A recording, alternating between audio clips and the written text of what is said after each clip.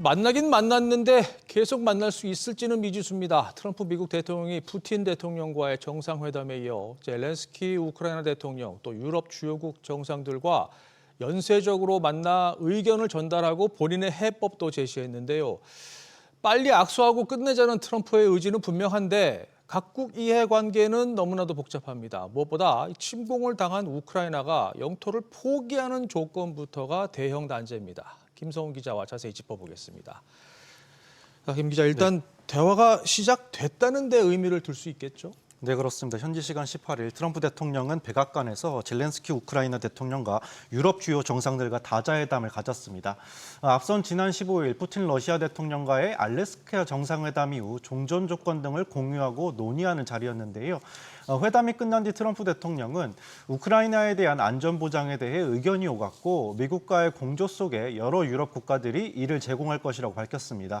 트럼프 대통령은 푸틴 대통령에게도 전화를 걸어 이 같은 내용을 공유했는데요.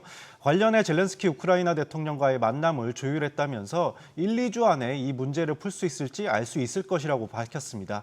그러면서 논의가 잘 이뤄진다면 본인도 참여하는 3자 회담이 열릴 것이라고도 설명했습니다. 네.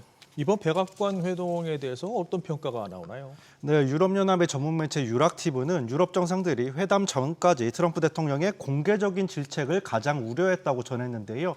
일단 이번 회담은 6개월 전 트럼프 대통령이 젤렌스키 대통령에게 호통을 치고 면박을 주던 장면과는 180도 달랐습니다. 트럼프 대통령은 정상들과 농담도 하면서 비교적 우호적인 분위기 속에서 회담을 마쳤는데요. 젤렌스키 대통령도 평소에 군복 차림 대신에 셔츠와 재킷을 차려입으며 격식을 갖췄고요. 유럽 주요 정상들도 트럼프 대통령에게 여러 차례 감사의 뜻을 밝히면서 분위기를 망치지 않기 위해 노력하는 모습을 보였습니다. 일단 트럼프 대통령의 입을 통해서 우크라이나에 대한 안전보장 발언과 추후 정상회담을 추진할 수 있게 된 점은 고무적이었다는 평가가 나오고 있습니다. 네, 그런데 이 회담에서 나온 내용을 토대로 트럼프 대통령이 러시아 쪽에 기울었다, 그래서 승자는 푸틴이다, 이런 분석도 나오고 있잖아요.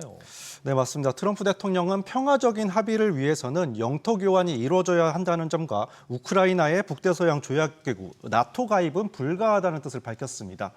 이는 푸틴 대통령이 침공 초기부터 해온 주장과 같습니다. 특히 국경이 맞닿은 돈바스 지역의 영토 귀속이 이뤄진다면 러시아는 잠재적인 침공로 확보는 물론이고 우크라이나의 국가 정체성과 안보 질서를 러시아 기준에 맞춰서 재편할 수 있는 토대를 마련할 수 있을 것으로 보입니다. 여기에 원유 수입 제한 등 미국의 추가 제재도 비껴가면서 푸틴 대통령이 국제사회 고립에서도 벗어났다는 분석도 나오고 있습니다. 네.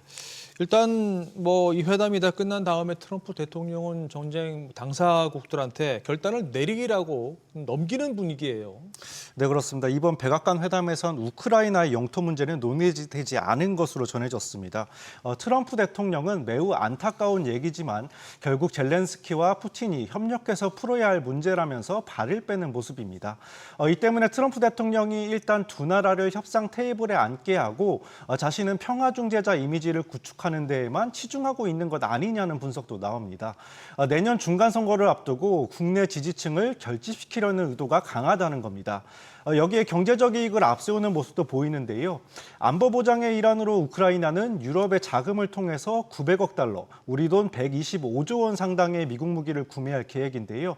스콧 베센트 미 재무장관은 트럼프 대통령은 유럽에 수출하는 무기들의 10%의 유인을 붙이고 있고 그 10%가 미국의 안전보장 비용을 커버할 것이라고 밝혔습니다.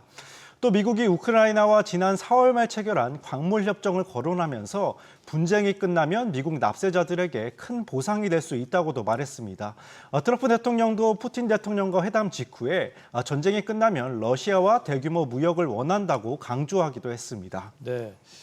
지금 전해주신 내용은 얘기가 잘 됐을 때 얘기고 종합을 해보면 결국 이제 우크라이나가 땅을 내줄 거냐, 또 반대로 러시아는 미국이 안보 보장을 명분으로 바로 옆에 이제 들어서는 것을 수용할 거냐, 이 문제로 귀결이 되는데 이게 풀 수 있는 문제입니까?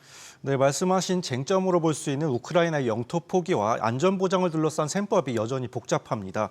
러시아의 경우 돈바스 지역의 귀속을 포함해서 전선을 유지한 채 종전을 요구하고 있는데요.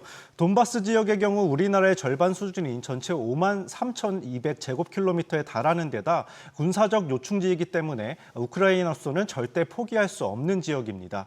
트럼프 대통령은 유연성을 언급하면서 압박하고 있지만 젤렌스키 대통령에게는 구구는 물론이고 본인의 정치 생명이 달려있는 중대한 사안이기 때문입니다. 안전 보장을 두고도 협상의 난항이 예상되는데요. 우크라이나와 유럽 측에서는 나토군의 집단방어 체계만큼 안전보장의 실효성을 가져가기 위해서 영국과 프랑스 등 주요국을 중심으로 한 평화유지군 주둔과 인계철선 부대 운영 등 다양한 방안 등이 거론되고 있는데요. 하지만 러시아는 나토 회원국 참여로 군이 배치되는 어떠한 시나리오도 단호히 거부한다면서 유럽 주도의 안전보장안이 마련되더라도 러시아와 중국이 참여하지 않는 한 수용할 뜻이 없다고 밝혔습니다. 미국이 얼마나 적극 개입하느냐도 큰 변수인데요. 미국은 직접 주둔 대신에 공중 지원 등을 검토하고 있는데 러시아 측의 합의를 이끌어내기는 더더욱 어려워 보이는 상황입니다. 그렇죠. 그래서 당장 뭐 푸틴과 젤렌스키가 협상 테이블에 앉을지 있을지 이걸 알 수 없잖아요, 지금. 네, 맞습니다. 일단 젤렌스키 대통령은 조건 없이 만날 수 있다는 뜻을 내비쳤는데요. 하지만 영토 문제는 두 정상이 담판을 지어야 하고 안전보장도 세부 사항을 열흘 내에 문서로 공식화해야 한다면서 안전보장에 먼저 합의해야 회담이 가능하다는 입장입니다. 푸틴 대통령이 대화 테이블에 직접 나설지도 불투명한데요. 뉴욕타임즈는 젤렌스키 대통령을 협상 상대로 인정하지 않고 있는 푸틴 대통령이 양자 회담 자리에 나오는 것은 정치적으로 부담이라고 분석했습니다. 푸틴 대통령이 종전 협상에 응하는 듯 보이지만 이 또한 전쟁을 이어나가기 위한 계획의 일부일 뿐이라고 관측하고 있는데요. 영국 시사주간지 이코노미스트는 전문가를 인용해서 군사적 공세가 안 먹힐 것을 대비한 보험이라고 평가했습니다. 트럼프 대통령을 러시아 쪽으로 묶어놔서 서방의 분열을 노리기 위한 목적과 우크라이나 내부를 흔들려는 의도가 깔려 있다고 분석도 나옵니다.